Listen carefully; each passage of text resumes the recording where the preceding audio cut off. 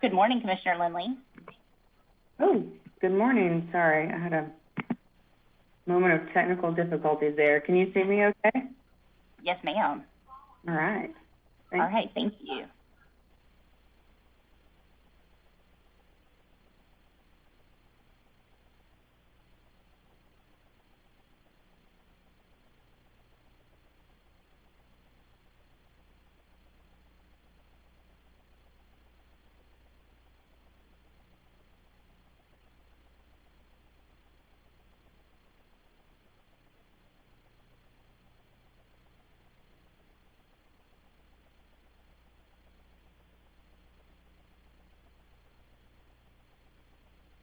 Well, good morning, folks. This is John Neerman, and it is my pleasure to call this meeting of the Texas Commission on Environmental Quality to order. Today is Wednesday, October 21st, 2020. The time is 9:30 a.m.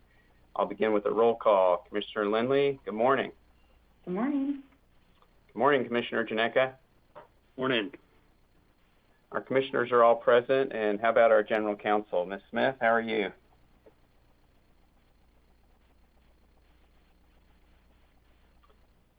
Ms. Smith, are you on the line? Can you hear me? I can hear you now. Good morning. Okay, I'm so sorry about that. I'm here. Thanks. That's all right. And how about our public interest counsel? Mr. McWhirter, are you there? I'm here. Good morning. Good morning. Well, I'd like to remind people to keep their phones on mute when they're not speaking. I'd also like to remind anyone who is here only to listen that they can watch the meeting online, and that link is available on the agenda notice. For each item where argument or discussion is allowed, we will inform speakers of their time limits. The registration closed at 9:30, but if you'd like to address the commission on a particular item, please email agenda@tcq.texas.gov with your name, affiliation, and the item you'd like to comment on, and we will do our best to accommodate the request.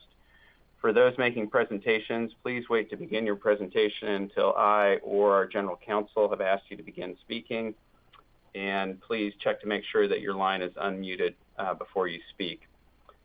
All right, before we get into the agenda, I would like to take a moment to recognize the consequential career of Bridget Bohack and to say a few words to mark her retirement at the end of the month. Bridget has served the people of Texas for 35 years, including as TCQ's chief clerk for the last 9.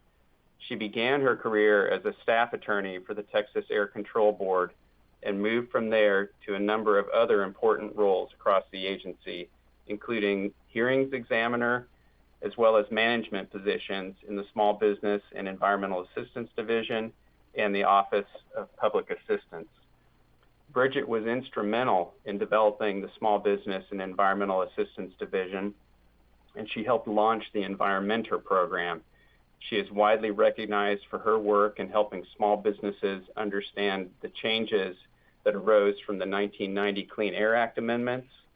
And in her time with the Office of Public Assistance, she served as the agency's point person on environmental justice issues.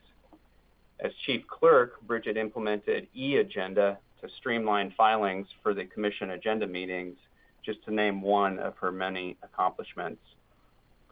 The through line of Bridget's career has been promoting a culture of outstanding public service and supporting opportunities for agency staff. And these activities, serving the public and supporting our staff, reinforce each other.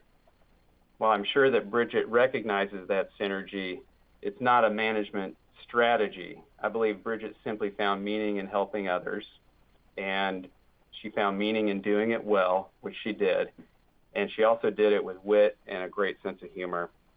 For all that, Bridget, thank you. We applaud you. We celebrate your career and your retirement, and we wish you all the best in your next chapter. And colleagues, I'll give you an opportunity to add any words that you'd like to in honor of this milestone for Bridget. Commissioner Lindley? Thanks. Yeah, this is it's weird to me to be saying bye to Bridget, just in general, but also this way. I think I've said it before, but Bridget was my first boss at the agency. I came on in January 2008 in the Office of Public Assistance, and she had become director a couple months prior to me joining. So she was patient and kind and very helpful, and just being an outside person coming into the agency and understanding the culture of the agency, understanding what we did in the Office of Public Assistance. For me personally, she set the tone and the bar, and the tone was one that, she taught me how to interact with the public, and in our role and how we do that at the agency in a professional way, and just also in a kind and courteous way. And she also set the bar for me as how to treat people at the agency, right, as being a boss, just having the compassion she had towards me, and like I've already said, the patience, really just established kind of my how I think I've always tried to conduct myself at the agency, whether it's with the public or with coworkers. So I'm going to miss her just on a personal level. I feel like she was my boss when I was going through so many things in my personal life, getting engaged, getting married, and lots of pets. She's just been there for a lot of things for me personally. And so I'm going to miss her, but I wish her all the best. She's put in her time and deserves retirement. So, Bridget, good luck. We'll miss you, but I hope you enjoy the ride from here on out. Thank you, Commissioner Lindley. Commissioner Janeka.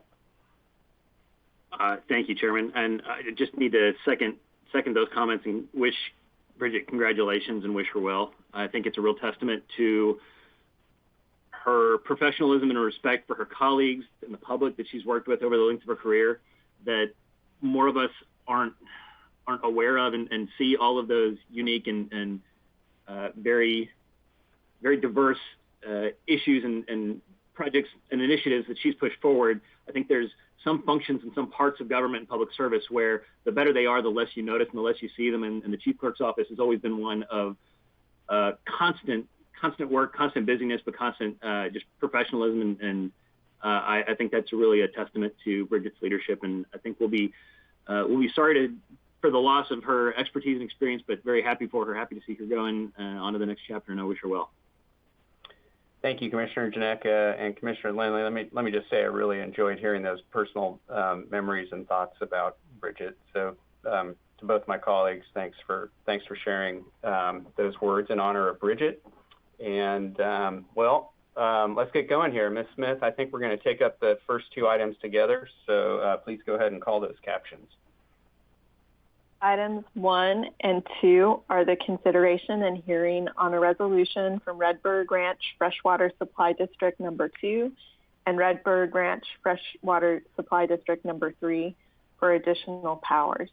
The district has requested the approval for additional power and should present the item followed by any interested person. Currently, no one is signed in. The ED and then OPIC. The General Counsel's Office recommends 5 minutes for their oral presentation at agenda. And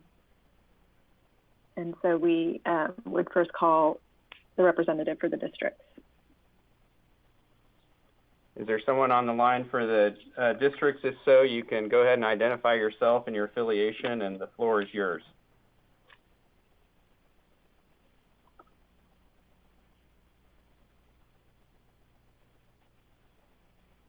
Ms. Smith, do you know if we had anyone signed in to speak on behalf of the applicants on items 1 and 2? No one has signed in, and I don't see anyone here on the attendees list. Okay, and you said no interested persons had signed in, so let's check with our executive director. Good morning, Chairman, Commissioners, General Counsel, and Public Interest Counsel. My name is Kayla Murray, and I'm an attorney with the TCQ Environmental Law Division representing the Executive Director. With me is Jamie Ely from the District Section. The Commission received an application from Redbird Ranch Freshwater Supply District Number 2 and an application from Redbird Ranch Freshwater Supply District Number 3.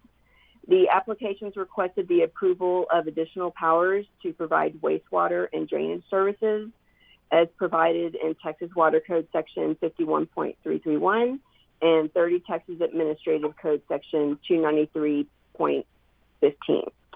Based on reviews of the applications and supporting documents, we have determined that the request to include wastewater and drainage facilities for each district is feasible and practicable, will benefit the land, and will further public welfare. Therefore, the ED requests that the Commission issue an order for each district, granting the request for additional powers to provide wastewater and drainage services. Thank you, and we are available to answer questions. Thank you, Ms. Murray. I have none. Commissioner Lindley, any questions? No questions, thank you. Commissioner Janeka? No, thank you. Thank you. Mr. McWhorter, what are your thoughts? OPIC agrees with the ED that the proposed findings expanding the powers of the districts here to include wastewater and drainage service will be feasible, practicable, and will benefit the land and further public welfare. We recommend approval of the order as presented by the Executive Director. Thank you, Mr. McWhorter. Colleagues, I see it the same way. It appears the district has met the procedural and substantive requirements on both requests on items 1 and 2 for the additional powers with respect to wastewater and drainage services. So I'm going to recommend that we approve these applications and issue the proposed orders. And Commissioner Lindley, let me ask you what your thoughts are. I'm in agreement. I'm ready to move forward with approving it. I will say, just personally, I think it's outrageous the applicant isn't here today. That kind of is, things happen in our personal lives, and so maybe that's all it is, but it's the applicant that wants this, and I feel like they should be here today, and it shouldn't be the Executive Director having to do all the speaking. That's just my opinion. So with that said, I am willing and do think they have met all the requirements, and so willing to move forward with approving items 1 and 2. Thank you, Commissioner Lindley. Commissioner Janeka? I'm comfortable moving forward today, although I feel like I can't pass that up without echoing that sentiment. I appreciate that, Commissioner Lindley, and if this were a contested matter, I would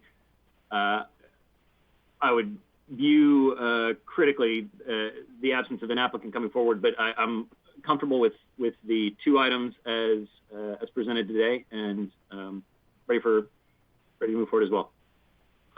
Yeah, thank you, Commissioner Janeka. And yeah, I mean, it's very rare that we have a matter like this come before us without some representation by the applicant. And I definitely appreciate it when on any of our items when stakeholders sign in to interact with the Commission. But in any event, I think we're ready to entertain a motion here.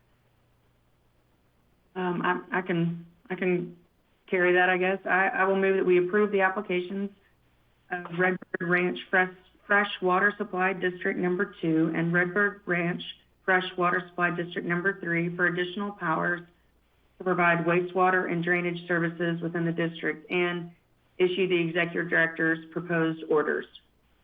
I second that motion. The motion has been made and seconded. Commissioner Lindley, how do you vote? Aye. Commissioner Janeka, how do you vote? Aye. I also vote aye. The motion carries. Ms. Smith, please call the next item. Item number 3 is consideration of the adoption of amendments without renewal of the hydrostatic test general permit, TXG 670000, authorizing the discharge of hydrostatic test water from new vessels, existing vessels which contain raw water, potable water, or elemental gases, or existing vessels which contain petroleum substances or waste related to petroleum substances. The Executive Director's staff is here to present the item. Good morning. Good morning, Commissioners, General Counsel, and Public Interest Counsel. On behalf of the Executive Director, I'm Laurie Fleet with the Water Quality Division. With me today are Chris Linendahl, also of the Water Quality Division, and Kathy Humphreys from the Environmental Law Division. Staff requests adoption of an amendment without renewal of Texas Pollutant Discharge Elimination System, General Permit Number TXG 670000, which currently authorizes the discharge of hydrostatic test water from new vessels, existing vessels which contain raw water, potable water, or elemental gases, and existing vessels which contain petroleum substances or waste related to petroleum substances. The primary amendment to to the existing general permit is the implementation of House Bill 2771 from the 86th Texas Legislature 2019, which transfers permitting authority for discharges of certain waste streams from crude oil and natural gas facilities into water in the state from the Railroad Commission of Texas to the TCEQ. The permit amendments will allow discharges of hydrostatic test water from new and existing vessels into water in the state from crude oil and natural gas exploration, development, and production operations to be eligible for authorization under the general permit upon TCEQ receiving approval from the United States Environmental Protection Agency to regulate these activities under the TPDES program. Until such time, these entities would continue to be regulated under the Railroad Commission and the Environmental Protection Agency. This general permit is being amended without renewal. Entities authorized under the existing general permit, effective April 5th, 2020, are not required to submit a new notice of intent and are authorized to continue to operate under the terms and conditions of the existing general permit. In a letter dated May 5th, 2020, the Environmental Protection Agency submitted comments with no interim objection on the draft permit and fact sheet. The Water Quality Division staff provided responses to EPA's comments in a letter dated June 8, 2020, and made revisions to the draft permit and fact sheet. On June 11, 2020, the Environmental Protection Agency provided a letter noting that it had no additional comments on the issuance of the general permit. Public notice of the draft general permit was published in the Texas Register and newspapers on July 3, 2020, and July 17, 2020. The public comment period ended on August 17, 2020. Public comments were received and a response to the comments was developed and is included in the backup material before you today. Staff recommends adoption of this general permit and the response to comments. Additionally, staff requests authorization to make non-substantive revisions to comply with Texas Register requirements. Thank you, and we're available for any questions. Thank you, Ms. Fleet. I have none. Commissioner Lindley, any questions? No questions, thank you. Commissioner Janeka? None for me, thanks. Ms. Smith, is anyone signed in on this item? No one is signed in. And Mr. McWhorter, what are your thoughts? OPIC recommends approval of the amendment of the hydrostatic test general permit to implement HB 2771 as presented by the ED. Thank you. Colleagues, these amendments help pave the way for TCEQ to assume permitting authority for these discharges as the legislature has directed, and I think it's appropriate for us to move forward with adoption. Commissioner Lindley, any additional thoughts? I'm in agreement. Commissioner Janeka, I'll entertain additional thoughts or a motion. Likewise, ready to move forward today. I'd move that we adopt the proposed resolution providing for the issuance of amended TPDES permit number TXG 670000 as recommended by the Executive Director. I second. The motion has been made and seconded. Commissioner Lindley, how do you vote? Aye. Commissioner Janeka? Aye. I also vote aye. The motion carries. Ms. Smith, please call the next item. Item 4 is the consideration of the adoption of an agreed order between the Texas Commission on Environmental Quality and Southwestern Public Service Company doing business as Xcel Energy. The Executive Director's staff is here to present the item. Good morning. Good morning, Chairman. Can you hear me okay? I can. Thank you. Okay, great. Well, good morning, Commissioners, General Counsel, and Public Interest Counsel.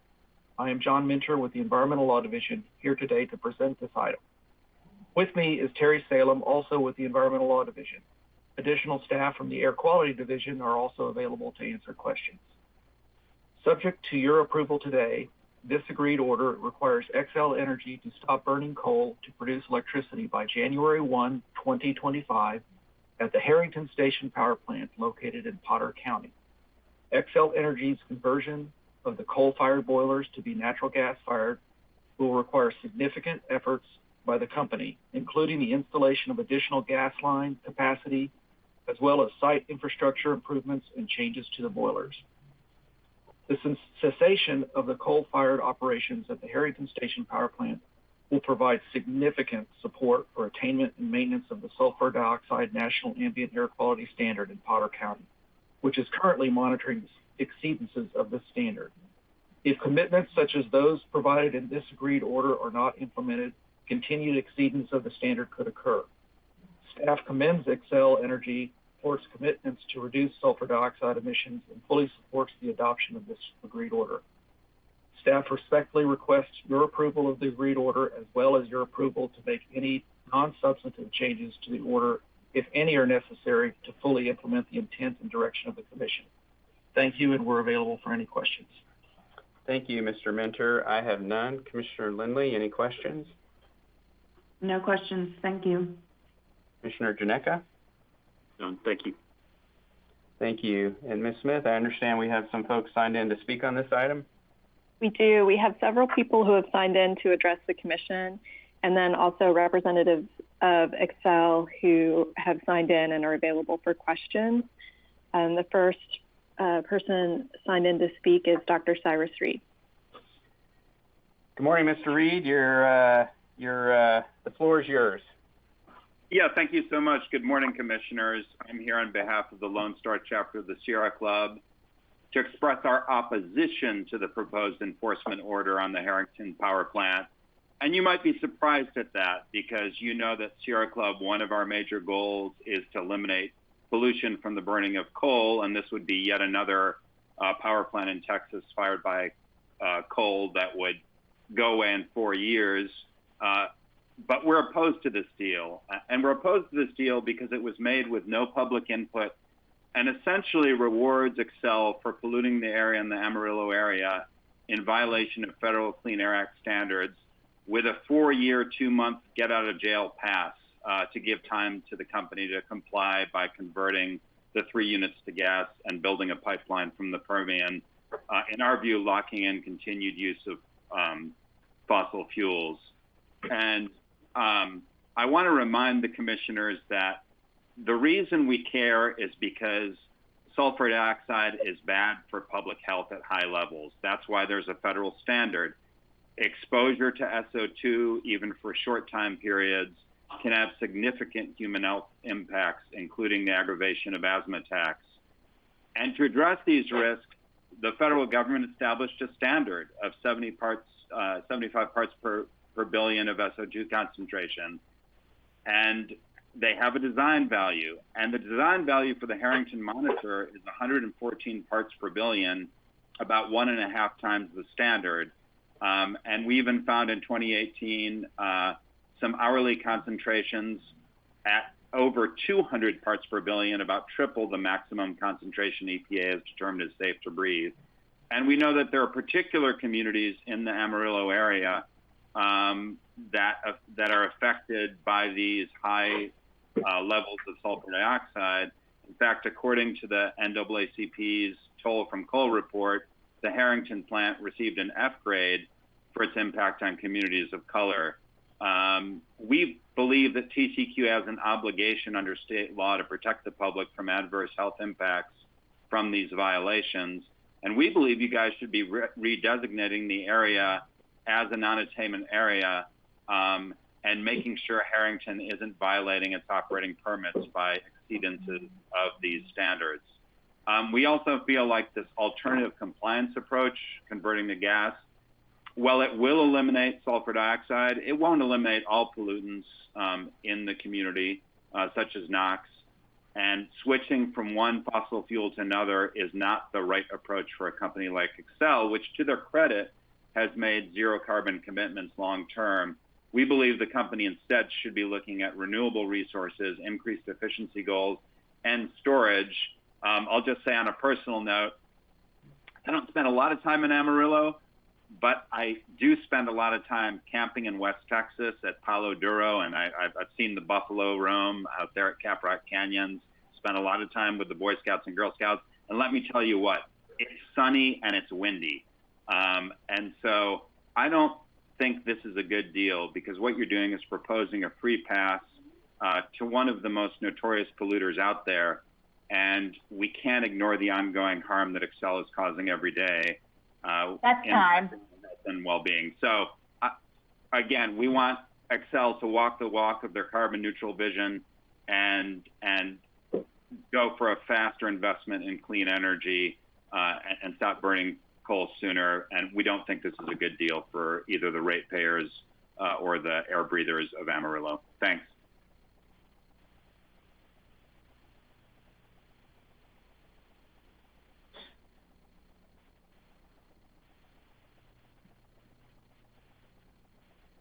The next person that we have signed in is Mr. Josh Smith.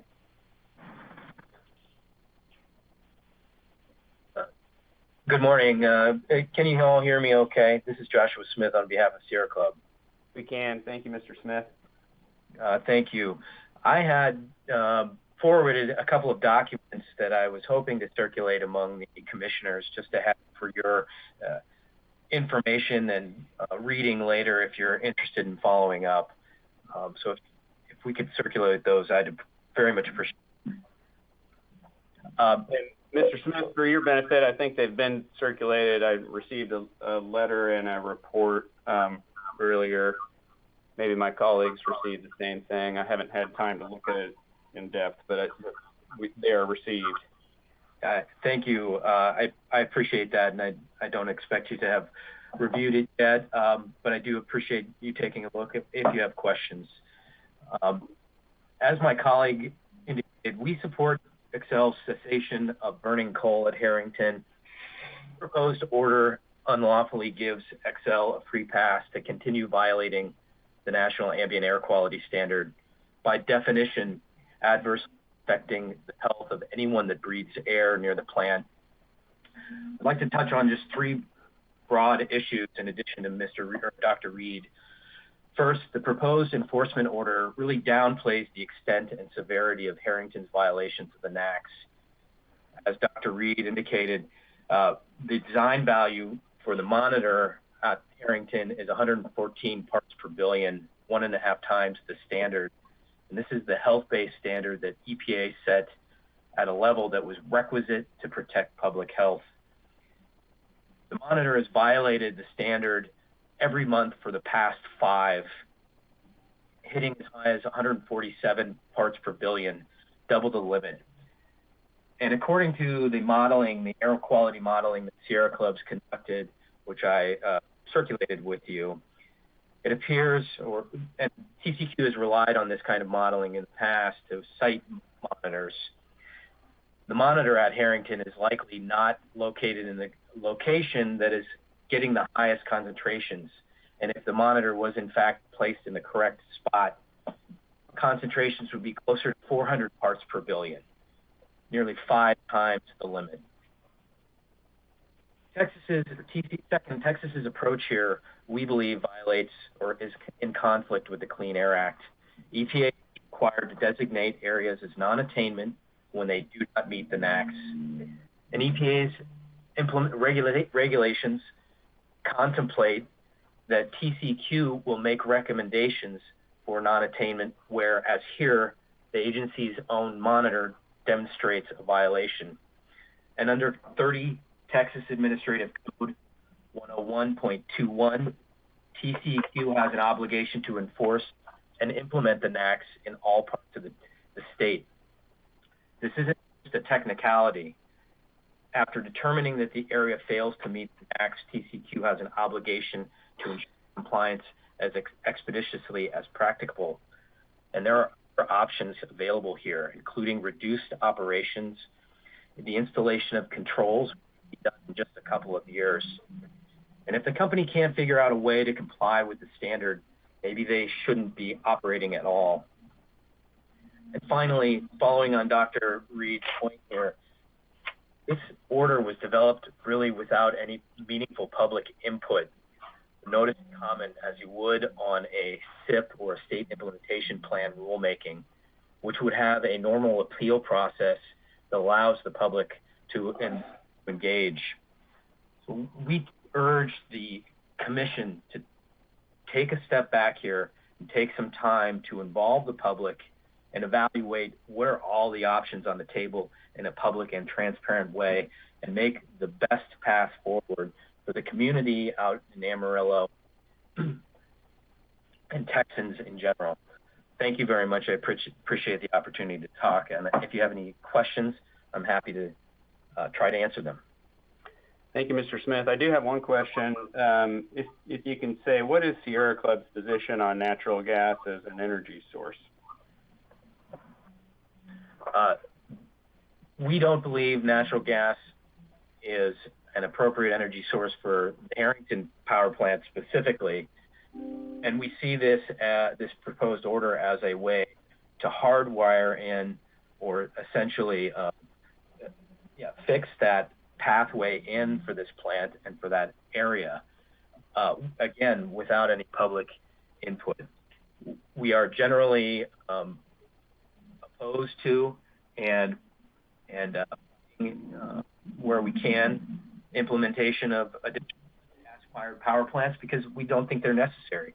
There are cost-effective ways to generate energy out in West Texas, especially given the abundant supply of solar energy, or the availability of solar energy out there, finding costs for storage and the like. Okay. We don't see it as something that's necessary or appropriate for this area of the state. Okay. As a general proposition, does Sierra Club have a position on natural gas? You were speaking specifically to Harrington, but does Sierra Club have a position on natural gas as an energy source? We're opposed to the development of new natural gas power plants. Okay. Yeah. Yeah, thank you. I appreciate that. Commissioner Lindley, any questions for Mr. Smith? No, thank you. Commissioner Janeka? None. Thank you. All right. Thank you, Mr. Smith. Ms. Smith, who's next? Mr. Jerry Stein. Good morning, Mr. Stein. Go ahead when you're ready, sir. Can you hear me? I can. Thank you. Okay. I'm from Amarillo. I live here and own a house here, property north of I-40, which is in Potter County. And I would really like the Xcel to go as fast as they can from coal to renewable energy of whatever kind. They have a lot of wind. I'm glad of that. We need to have sun now more and more. I support what the other people said. I'm a member of been a member of Sierra Club for a good 5 decades. So obviously I'm older. I'm retired, and I'm a member of the Peace Farm. I have 2 practical things to say to emphasize the other things that were said, especially for the people that don't live up here or much up here at all. We've only had 10 inches of rain this year. We have not had 1 drop in the last 7 weeks. We went at least 2 weeks with not a cloud in the sky. I know that because I look at the sky a lot. I'm interested in the stars, a lot of astronomy, and I walk 4 miles a day, different times of the day. I don't do it all at once. And I watch the sun. I watch the sky very much. I've always been interested in weather and all of that. And so the 2 things are, one is dust. We're starting to have dust storms again. We've had several that are getting worse, and it looks like there's a lot of wind, but the cold front's coming in, we're going to have a lot more. And dust isn't like it was in the 50s. It's maybe not as bad as far as sickness, but it's much more polluted, if anybody knows about pesticides and all that. The other thing is we've had a lot of smoke this summer, from July on till just recently, over 2 months. We've had several times, when a half hour before after sunset, you could look directly at the sun. It was red, and there was so much smoke in the sky. And at first I thought it was just up high, but then when I go outside the city, I can see in the distance and the horizon that it's all over. And my wife has some problems with coughing and all, and I know some people with asthma, and both things just really are irritating for a lot of people. And so the coal and then natural gas less, but still being there, just adds on to it. And it's not really good for health up here. People may not realize that because we have basically clean air and wind blows things away, but it also blows in the fires and the smoke from the fires out west. And this drought and the fires, with climate change, will probably get worse. So we really need to go to renewable energy as fast as possible. Thank you. That's all I have. Okay, Mr. Stein, thank you very much for calling in. We appreciate that. I don't think I have any questions. Commissioner Lindley, any questions for Mr. Stein? No, thank you for participating. Commissioner Janeka? I just wanted to say thanks for providing a local perspective on the comments. Thank you. You're welcome.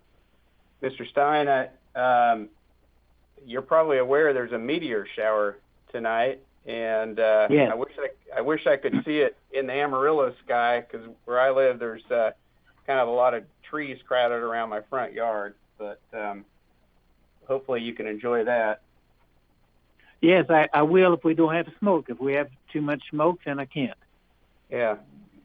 Well, sir, thank you very much for calling in. We appreciate your comments. And Ms. Smith, who's next? Mr. Lon Berman. Mr. Burnham, go ahead when you're ready, sir. Good morning, Commissioners. My name is Lon Burnham. I want you to think of me during my limited time with you as an asthmatic that is sick and tired of public policy decisions that make me sick and tired. And today, I am representing a property owner group in Carson County. It is the county adjacent to the facility. I agree with everything that's been said by the three people that just spoke earlier. I think it is reprehensible that you are calling this an agreed to order when the people that are adversely affected have had no information about this and have not participated in any sort of way. This order is essentially to postpone law enforcement for another 4 years. It violates every environmental justice principle that there is. As mentioned earlier by another speaker, this particular facility has received an F from the National Association of Advancement of Colored People. The monitors there are particularly inadequate. And bottom line is, you should not be going into this agreed to order. You should be insisting that they move. I was at a public meeting in Amarillo before the pandemic started. There were 50 people there, all of whom were shocked and dismayed to realize that the electricity that they were using was from these two coal-fired plants that Xcel has, when all around them electricity is being produced and shipped away.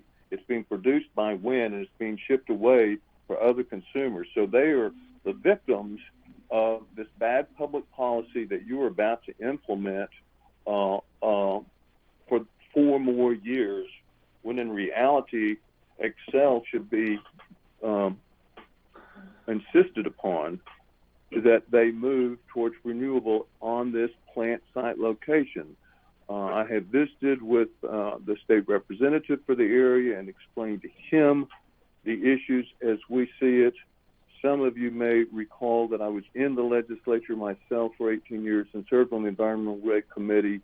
So my criticism is not anything new, but it's specific to this particular agreed to order, and I'm representing property owners in the adjacent Carson County.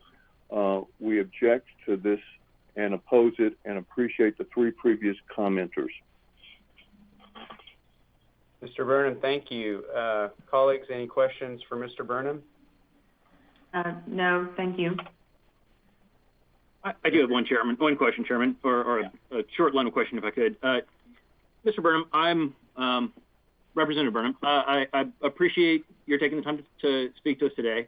And as a former elected official, former long-serving public servant, I'm curious to get your assessment. What's your rough back of the envelope letter grade on our collective ability as a state and the EPA, as the federal agency that works with it, and then the local stakeholders, and how would you grade our collective ability to move quickly in terms of undertaking large programmatic things? How well does the state move in terms of speed?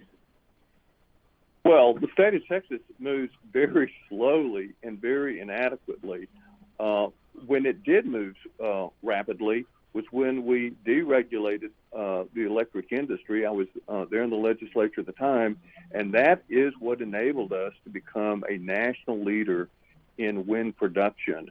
And the only way we're going to continue to make that kind of progress is if our regulatory agencies, such as the TCEQ, insist that the law be enforced. This is kind of like stopping somebody for speeding for the umpteenth time down the interstate and saying, oh, well, you can continue to speed for another 4 years, endangering everybody's health.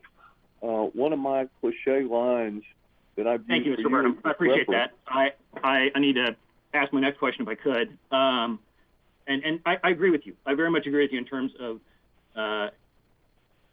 acting quickly and definitively and enforcing the law. But I'm just curious how it seems to you, and I'd ask this question to Mr. Reed as well, of the Sierra Club, if it's something that he might want to weigh in. I'm just not sure how we would get to a better outcome more quickly if our agency were to go down the path of a designation of non-attainment, working with EPA and stakeholders. This process that I believe this agreed order would start doesn't seem to me like that process can begin until we've completed all of the necessary steps for the designation of the county. And so I'm just curious whether there is some belief that the stakeholders or what's the quicker path? Because I'm not sure I'm aware of it. I've asked about the path forward if we were not to approve this order today, and I'm not sure that I see a very quick pathway forward. So I would just like to know from you whether, very briefly, is it desirable to have effectively the same outcome as we're seeing today, the same proposal of a conversion to natural gas delayed five years? And is that a better outcome in your eyes for your the landowners and the adjacent property that you're representing? Would you prefer to see us undertake public engagement and begin designation and reach the same outcome? Is public participation that valuable in your view on this issue? Because of my graduate degree is in city regional planning, I have 9 hours in public and citizen participation process. I have a great deal of loyalty to that. But as an asthmatic, I would say your agreed to order could say they only have 2 more years to operate, and you could start fining them for all the violations that we know, and you could install adequate monitoring, which TCQ has never seemed to be able to do, whether it's in this locale or almost anywhere else in the state. So there are a lot of things that you could have and should have done before we got to this day. I think you can postpone this agreed to order and direct staff to come back with a different agreed to order that could involve public participation. I mean, I was at a city council meeting last night. People are participating if they are given the opportunity to participate, even during the pandemic. Thank you. I appreciate that. And Mr. Janeka, this is Cyrus Reed. My answer is both, right? I agree with Representative Burnham that you could send this agreed to order back to staff and get more input on it. And really our objection, a lot of it is 4 years is a long time to give a polluter permission to continue to pollute. So in our view, we should be doing both things. You should send this enforcement action back to the drawing board, but you should also begin the process of declaring that area non-attainment. I know it's a lengthy process, but maybe it'll lead to cleaning up the area faster than if you didn't do that, and that's going to help the people in the area. So I think you can do both. And again, a lot of our objection is just, the length of this time period that you're allowing. And in my view, the chairman asked about our view on natural gas. I mean, Excel itself has made huge commitments to going carbon-free into renewable energy and efficiency and storage. And, this is really more a comment for them. I'm not sure why they would want to lock in gas for years and years, given the availability of of solar and the declining price of batteries, it seems like we could find a win-win that would serve everyone's interest here. And we don't think this agreed order is a win-win. Thank you, Ms. Reed. No other questions for me, Chairman. Thank you. Thank you. Thank you, Mr. Reed, and thank you, Mr. Burnham. Appreciate your comments. I wanted at this point, Ms. Smith, to give an opportunity to the folks who are signed in from Excel to respond to anything they've heard. I don't have any specific questions, but if Mr. Bloomberg or Mr. West are on the line and wish to offer any comments, we'll hear them now.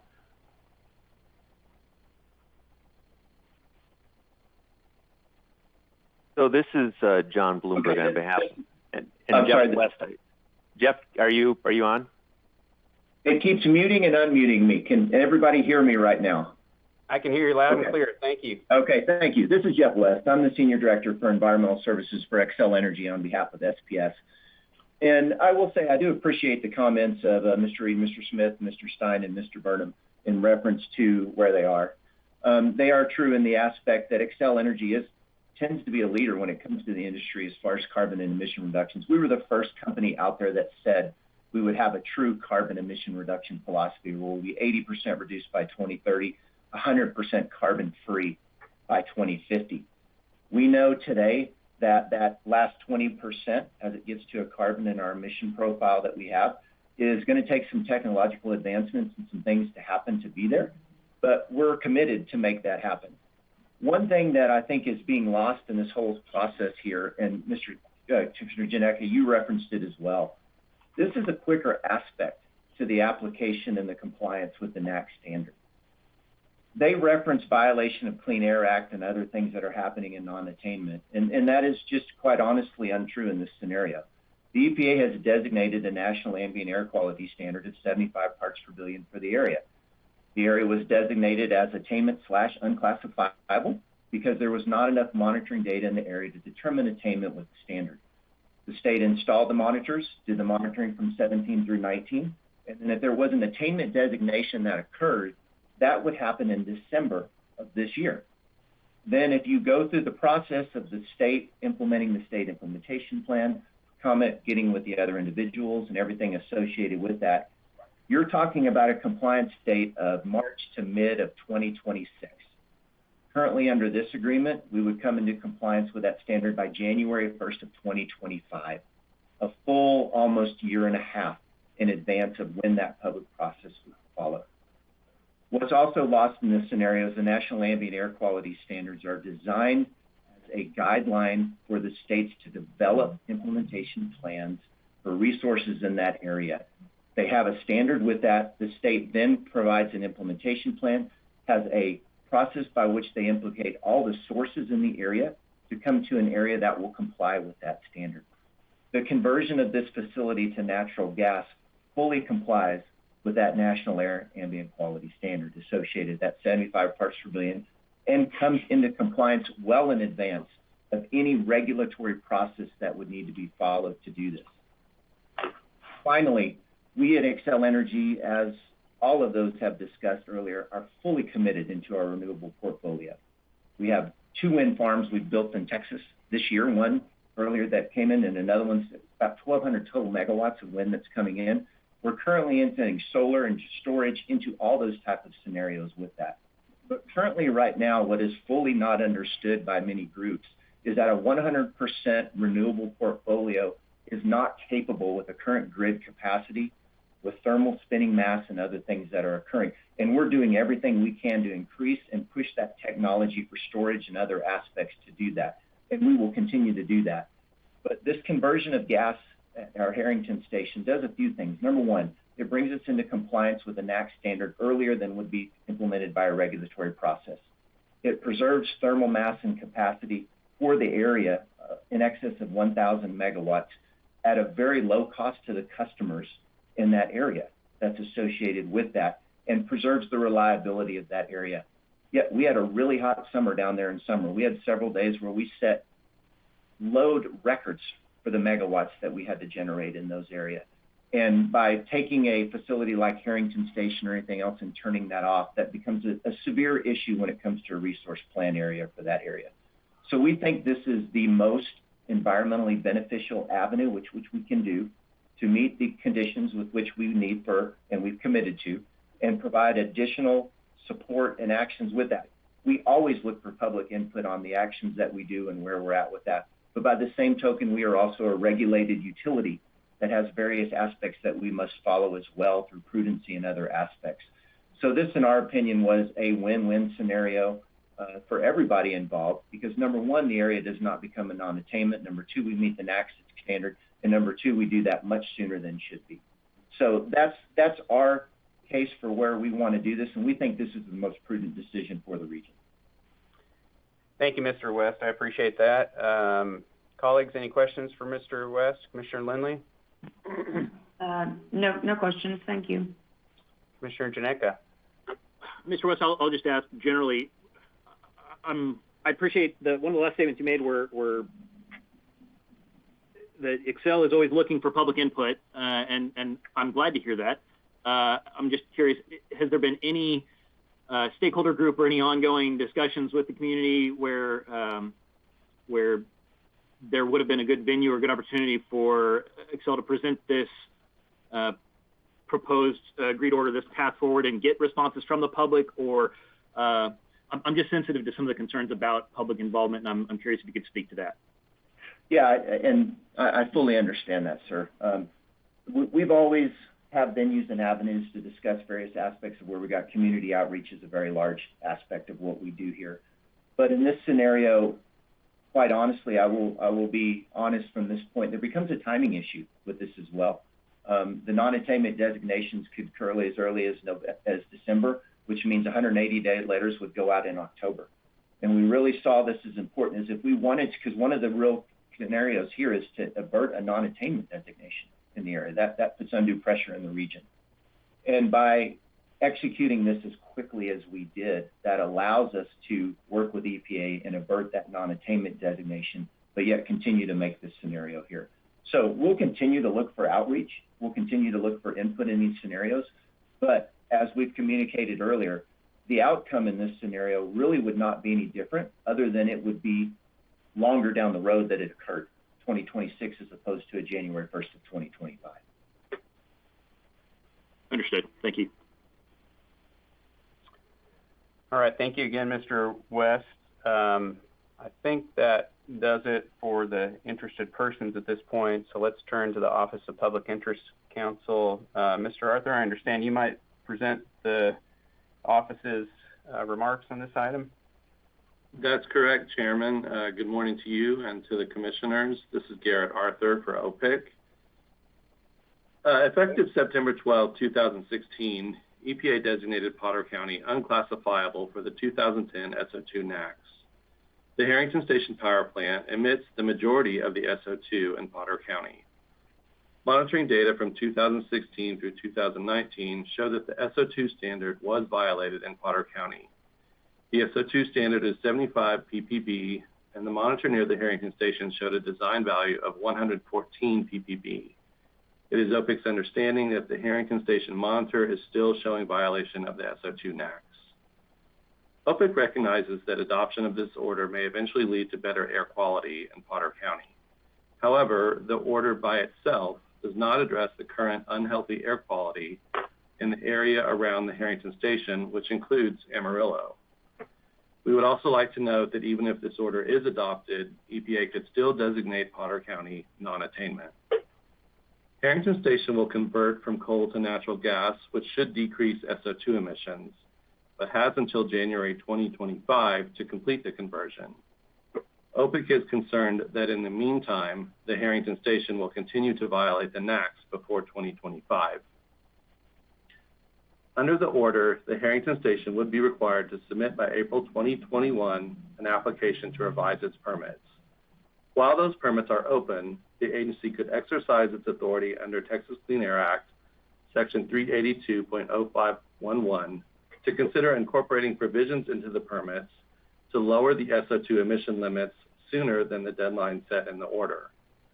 Regardless of whether the Commission adopts this order, OPIC respectfully recommends that before 2025, the agency consider all options to address the Harrington Station's ongoing violation of the SO2 NAAQS. Thank you, and I'm happy to answer questions. Thank you, Mr. Arthur. I have none at this point. Commissioner Lindley, any questions for Mr. Arthur? No, thank you for that. Commissioner Janeka? No questions. Just thank you for that, I think, helpful suggestion on the possible use of ED's authority in the next year. Appreciate it. Thank you, Commissioner Janeka. And all right, colleagues, let me share just a few observations, and this is really looking, in no particular order. First, with respect to the concerns about notice, there is notice in the sense that this draft agreement has been posted as in the backup material to this agenda.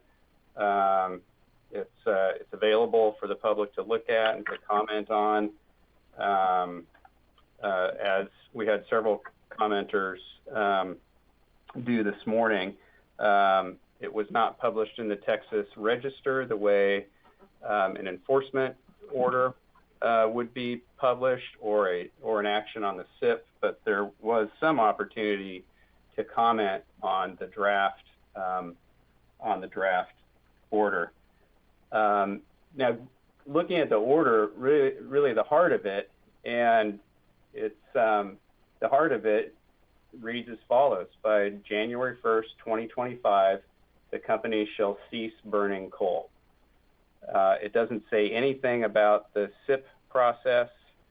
It doesn't preclude any action in a SIP process.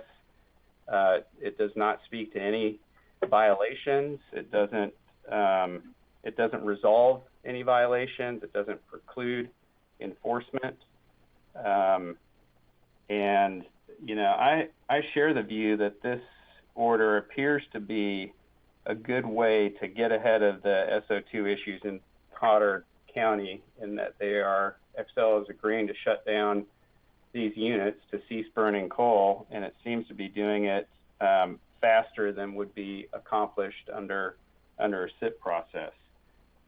So that's the way that I'm seeing it. And Commissioner Lindley, let me ask you what your thoughts are.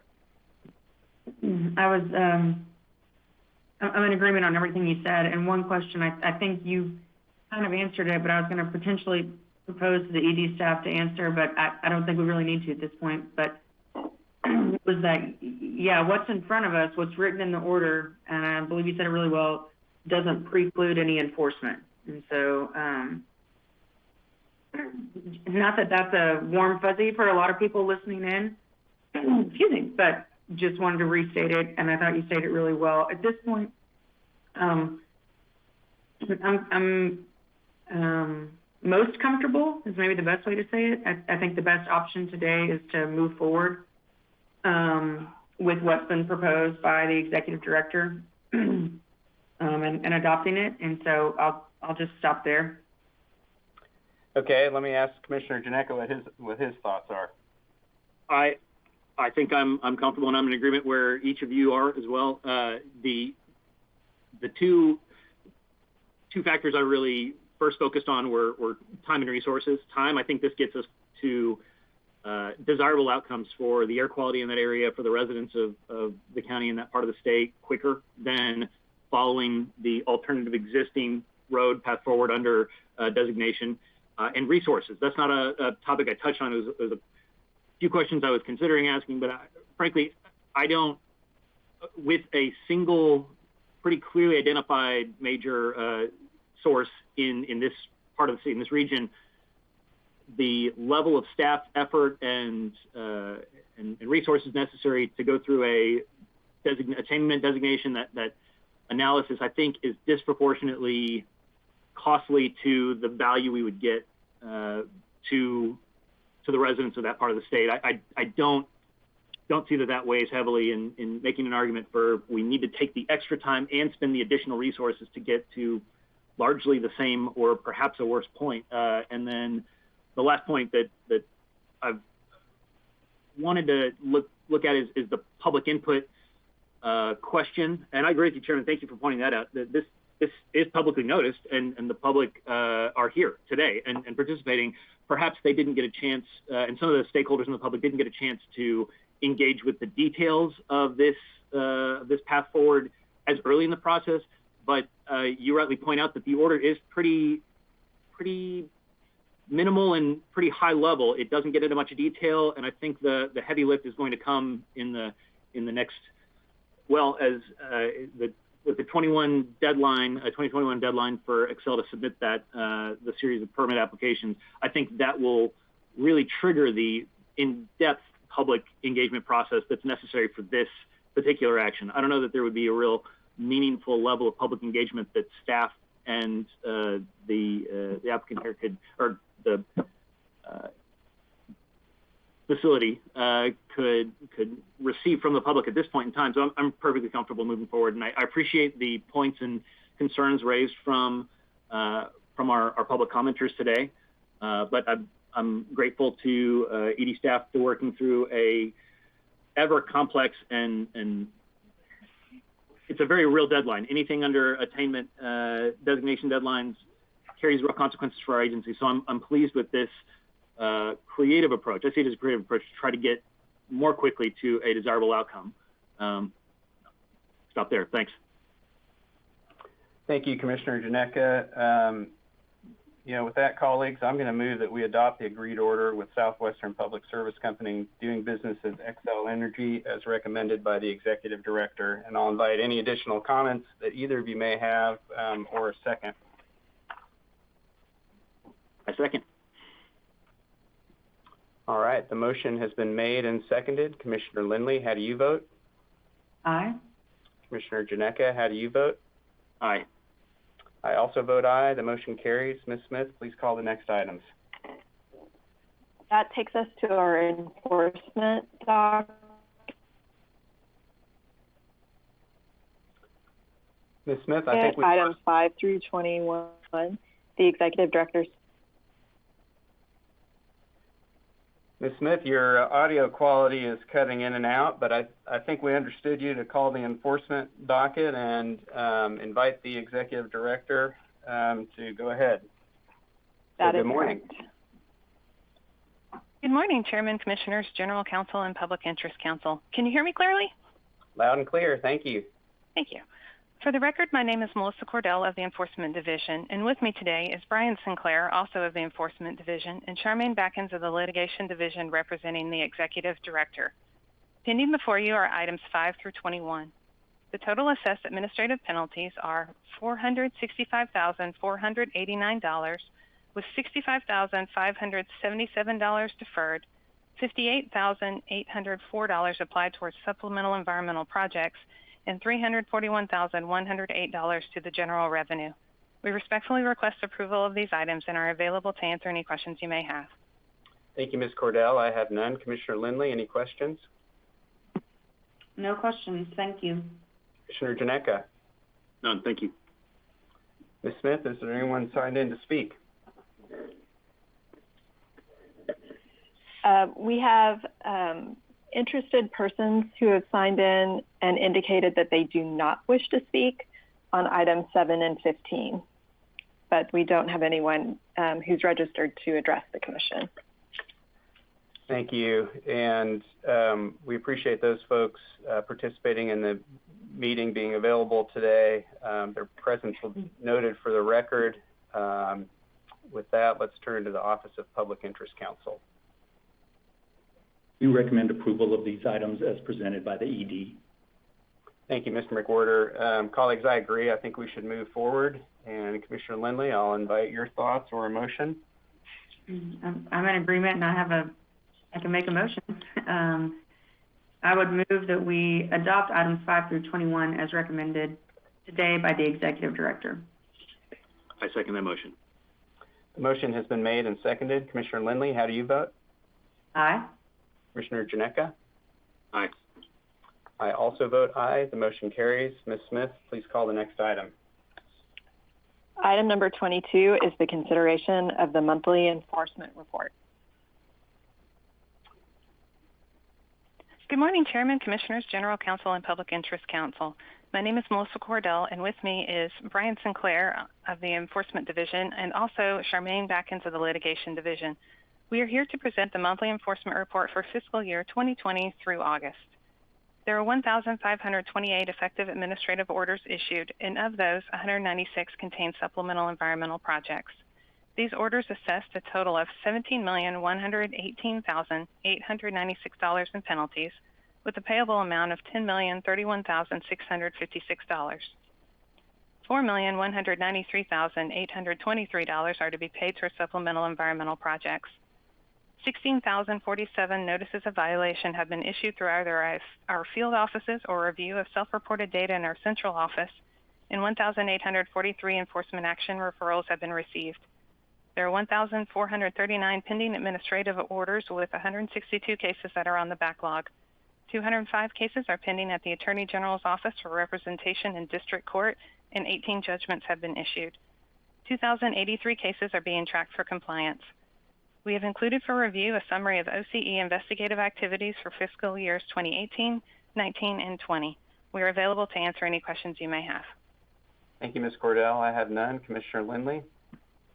No questions, thank you. Commissioner Janeka? None, thank you. Ms. Smith, is there anyone signed in to speak on this item? No one is registered for this one. Thank you. And Mr. McWhirter, what are your thoughts? I don't have any questions. Thanks for the report. Thank you, Mr. McWhirter. I'm just going to share my observations again. We finished out the fiscal year with this report, and the half dozen figures at the top of the report shows that, and my compliments to staff, that we have done a very good job this year on these enforcement metrics. So we are either on pace or far above pace on 5 of the 6, and that is the numbers of notices of violations, number of enforcement action referrals, the number of effective orders, on the assessed penalties, we in 2020 are millions of dollars above assessed penalties from both 2018 and 2019. And we significantly outpaced those years for supplemental environmental projects as well. The only metric here of the half dozen that doesn't reflect as well as the number of backlogged orders. We're ending the year with a greater number of backlogged orders than we did in either 2018 or 2019. But that number is still below the high point that was hit over the previous 48 months. So not out of line with recent historic standards. And in terms of the number of investigations with respect to the LBB performance measures, the performance was mixed. We hit some goals, we fell short of some goals, and that has been typical of the last couple of years as well. So my compliments to the Office of Compliance and Enforcement on their work this past year. I think we did pretty well. And by the way, there was a pandemic. You wouldn't know it by looking at the numbers, but we're in the middle of a pandemic still. So thank you very much. No action is necessary on this item. So Ms. Smith, I'm going to ask you to call the next item. Item 23 is the consideration for adoption of amended and repealed sections of 30 Texas Administrative Code Chapter 319 regarding the general regulations incorporated into permits. The Executive Director's staff is here to present the item. Good morning. Good morning, Chairman Neerman, Commissioners, General Counsel, and Public Interest Counsel. Can everyone hear me clearly? We can, thank you. On behalf of the Executive Director, I am Sarah Johnson with the Water Quality Division, and with me today is Stephanie Scogan with the Environmental Law Division. The rulemaking will amend 30 Texas Administrative Code Chapter 319 to clarify the alternate test procedure, or ATP process, in accordance with United States Environmental Protection Agency's 2017 Federal Clean Water Act Methods Update Rule. Additional minor changes were made throughout for clarity. The rulemaking will clarify the procedures for approval of ATPs, remove inconsistencies, and improve readability. Amended Rule 319.12a will clarify the ATP procedure for Texas Pollutant Discharge Elimination System permits to align with federal rules in 40 CFR Part 136. Amended Rule 319.12b will establish the ATP procedure for state land application permits. Staff recommended changes include the removal of an obsolete section identified in the last rules review for Chapter 319, remove inconsistencies, improved rule structure, use of consistent terminology, and improved readability. The proposed rulemaking was published in the Texas Register on June 5, 2020, and the comment period closed on July 6, 2020. No public comments were received. Staff respectfully requests adoption of the proposed rule. Additionally, staff requests authorization to make non-substantive revisions to comply with Texas Register requirements. Thank you, and we are available to answer any questions. Thank you, Ms. Johnson. I have none. Commissioner Lindley, any questions? No questions for me, thank you. Commissioner Janeka? No questions, thanks. Ms. Smith, has anyone signed in? No one is signed in on this item. And Mr. McWhorter, what are your thoughts? OPIC recommends adoption of the revisions to the Commission's Chapter 319 rules as presented by the ED. Thank you. And colleagues, as we heard, this rulemaking is really necessary to harmonize TCQ's rules with the Clean Water Act requirement that EPA approves the alternative test procedures for these authorizations or for these different methods, technical methods. And the rulemaking also includes other helpful changes for clarity and consistency, and I think we should move forward with adoption. Commissioner Lindley, what are your thoughts? I'm in agreement and ready to move forward with adoption as well. Commissioner Janeka? Likewise in agreement, and I'll simply add on that in addition to getting us in harmony with EPA's understanding of the approval process for these alternate test procedures, I'm very pleased to see that we're able to remove a section of our rules that references 50-year-old, what would be 50-plus-year-old permits. So that's always a good welcome change from the staff level, having to schlep around the copies of rules. Anytime we can remove obsolete sections, I'm going to applaud it. And I will move that we adopt the amended and repealed sections of 30 Texas Administrative Code Chapter 319 as recommended by the Executive Director. I second. The motion has been made and seconded. Commissioner Lindley, how do you vote? Aye. Commissioner Janeka? Aye. I also vote aye. The motion carries. Ms. Smith, please call the next item. Item 24 is the consideration of the adoption of amendments to Section 111.209 of 30 Texas Administrative Code, Chapter 111, Control of Air Pollution from Visible Emissions and Particulate Matter. The Executive Director's staff is here to present. Good morning. Good morning, Chairman Neerman, Commissioners, General Counsel, and Public Interest Counsel. On behalf of the Executive Director, I'm Christine Mills-Jurok, Director of the Program Support and Environmental Assistance Division. With me are Keith Sheedy, also of the Program Support and Environmental Assistance Division, and Betsy Pelicolas with the Environmental Law Division.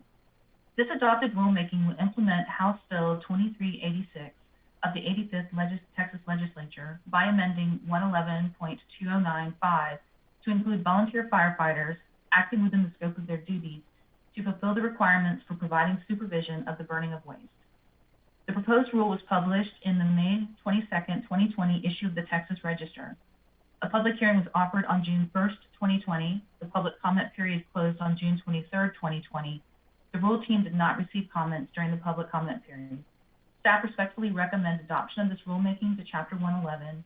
Additionally, staff requests authorization to make non-substantive revisions necessary to comply with Texas Register requirements. Thank you, and we're available to answer any questions. Thank you, Mr. Jurok. I have none. Commissioner Lindley, any questions? No questions, thank you. Commissioner Janeka? None for me. Ms. Smith, I imagine no one has signed in on this item. That's correct. Thank you. Mr. McWhorter, what do you think?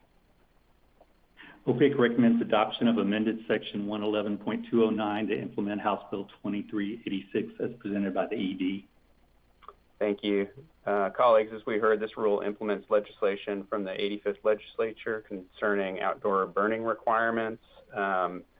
And we heard that we received no comments on the proposed rule and that no changes have been made. I think we're ready to adopt this one, and I'll entertain any additional thoughts or a motion. Commissioner Lindley. I think we're ready to adopt as well, so I'll propose I'll move that we adopt the amendments to 30 Texas Administrative Code Section 111.209 and corresponding revisions to the state implementation plan as recommended by the Executive Director. I second that. The motion has been made and seconded. Commissioner Lindley, how do you vote? Aye. Commissioner Janeka, how do you vote? Aye. I also vote aye. The motion carries. Ms. Smith, please call the next items. The next items are for executive session, and the commission will meet in closed session via video conference or teleconference in 5 minutes, 10:50, as permitted by the Open Meetings Act, including Texas Government Code Sections 551.071 and 551.074, and the Governor's March 2020 Executive Order regarding the Open Meetings Act, to take up and consider matters pursuant to items number 25 through 28 as posted and noticed. Thank you. So colleagues, we're going to drop off this meeting and join the executive session meeting separately. In the unlikely event that we take an action during executive session, we'll return here to announce that. Otherwise, I'll ask our general counsel to return to gavel us out. The time is 10:46. We stand in recess.